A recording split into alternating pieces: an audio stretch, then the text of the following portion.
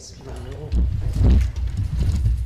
2021년도 예산안 법정 처리 시한이 사흘 앞으로 다가왔습니다. 여야는 예결위에서 사업별 증가액 심의를 마치고 마지막 핀셋 심사를 이어가고 있습니다. 코로나 위기 극복과 민생 안정을 위해 예산이 적시적소에 쓰이려면 예산안 처리가 늦어져서는 안 됩니다. 국가 예산의 중요성 때문에 예산안 법정 처리 시한은 국회법이 아닌 헌법에 명시되어 있습니다. 예산안 처리 시한만큼은 타협이나 정쟁의 대상이 아니라 반드시 준수해야만 하는 국회의 헌법적 의무사항입니다. 책임 여당인 민주당은 헌법 제54조 2항에 따라 12월 2일까지는 무슨 일이 있어도 예산안 처리를 완료하겠다는 것을 분명히 말씀드립니다. 예산안을 둘러싼 마지막 쟁점은 코로나 피해 3차 민생지원금과 백신 확보 예산 등입니다. 정부가 예산안을 제출한 9월 초까지는 백신 개발이 불투명했습니다.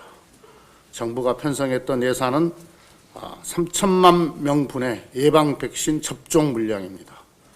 지금은 국내외에서 백신 개발 소식이 있는 만큼 백신 확보를 위한 예산 증액이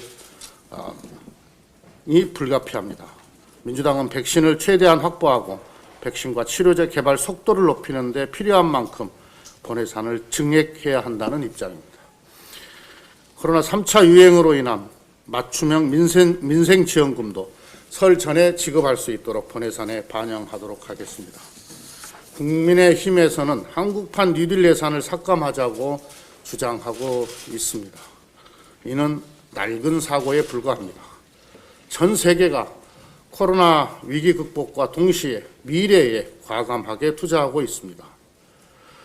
미국 바이드노믹스의 핵심은 그린 뉴딜과 디지털 인프라 투자입니다. 바이든 당선인은 향후 4년간 청정에너지, 친환경 인프라에 우리 돈 2,200조 원을 투입한다고 합니다. 유럽연합은 그린딜 이행을 위해 향후 10년간 1,300조 원을 투자한다는 계획입니다. 디지털과 그린 뉴딜 경쟁에서 우리가 세계를 선도하려면 더욱 과감한 재정 투자를 해야 합니다. 한국판 뉴딜 예산 삭감 요구는 21세기판 쇄국 주장이나 다를 바 없습니다. 코로나 피해 민생 지원금은 필요한 만큼 예산을 증액하고 한국판 뉴딜은 계획대로 차질 없이 추진해야 합니다.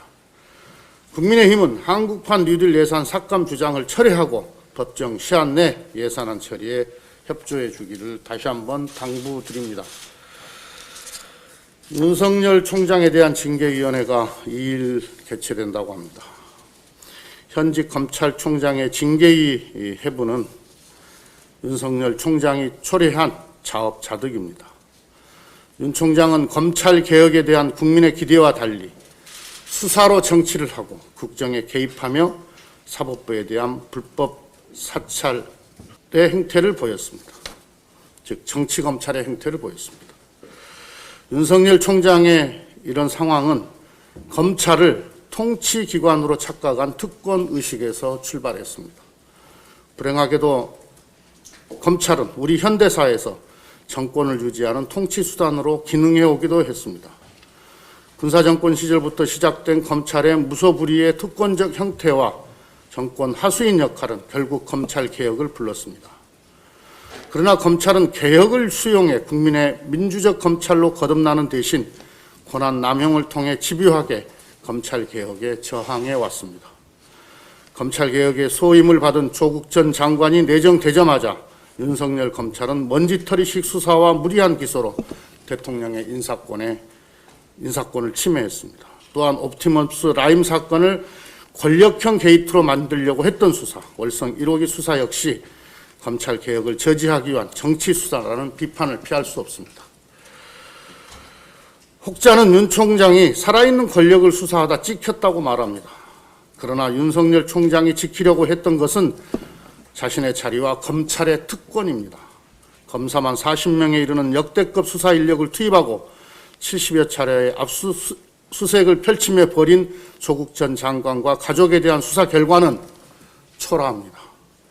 정경심 교수에 대한 재판은 표창장 위조 여부를 둘러싼 공방으로 전락했고, 조국 전 장관의 동생에 대한 1심 판결은 대부분 무죄를 선고받았습니다.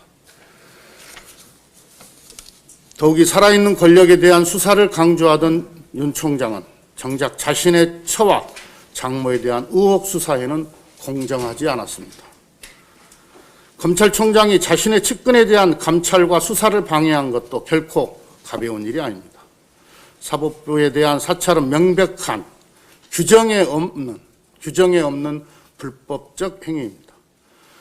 윤 총장이 서울중앙지검장 재직 시 지휘했던 사법농단 수사 공소장에서 판사의 성향과 활동을 탐문 조사하여 정보 수집하는 행위는 사찰이라고 명시한 바 있습니다. 결국 윤석열 총장은 살아있는 권력이 아니라 검찰개혁에 맞서 불법 사찰과 직무 위반 행위로 징계위에 회부된 것입니다. 이제 검찰을 위한 검찰의 시대, 정치 검찰의 시대는 막을 내려야 합니다.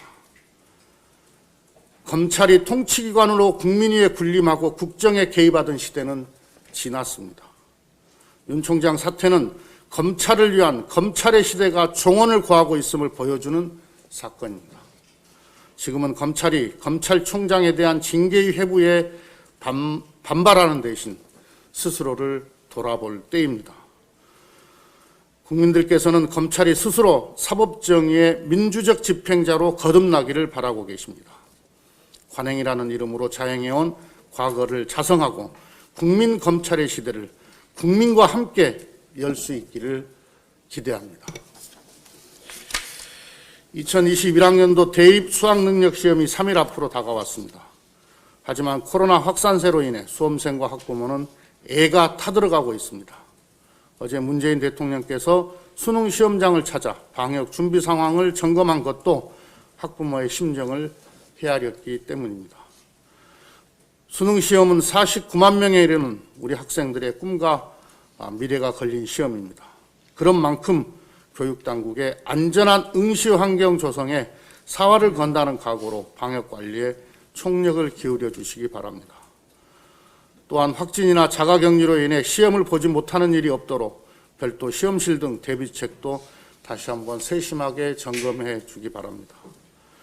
국민 여러분들께서도 이번 주는 수험생의 가족이 된 심정으로 잠시 일상을 멈추고 방역의 촛불을 함께 들어주실 것을 호소드립니다. 이상입니다. 김정민 최고위원.